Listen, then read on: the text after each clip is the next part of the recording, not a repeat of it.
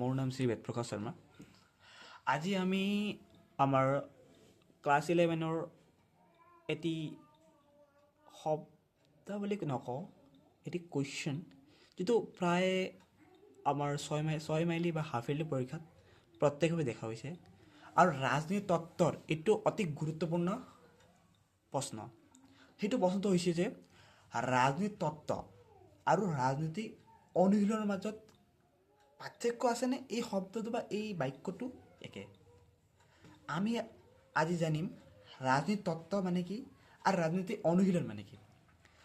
ৰাজনীতি তত্ত্ব মানে হৈছে জ্ঞান, যোনটো আমি বিভিন্ন সমাজত বা আমি বিভিন্ন ৰাষ্ট্ৰতে প্ৰয়োগ কৰোঁ আৰু আমি দৈনন্দিন জীৱনত এইটো প্ৰত্যেকভাৱে প্ৰয়োগ কৰি আহিছোঁ।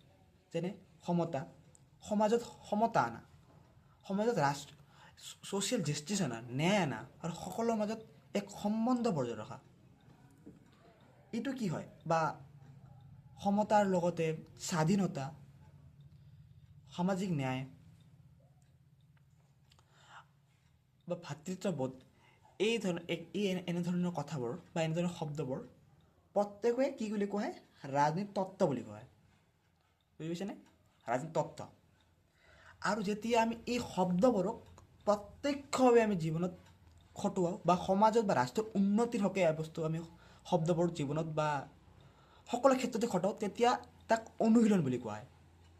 আমি এনে যদি প্ৰেক্টিকেল জীৱনত যদি চাবলৈ যাওঁ, কেৱল জ্ঞান লৰে নহয়, জ্ঞানক আমি কি কৰোঁ?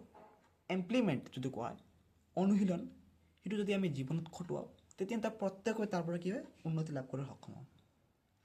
গতিকে আমি ইয়াৰ পৰা শিকিলোঁ যে ৰাজনীতি তত্ত্ব আৰু ৰাজনীতি অনুশীলনৰ পাৰ্থক্য কি আৰু কোনটো বেছি আমি গুৰুত্বপূৰ্ণ। বুজি পাইছেনে?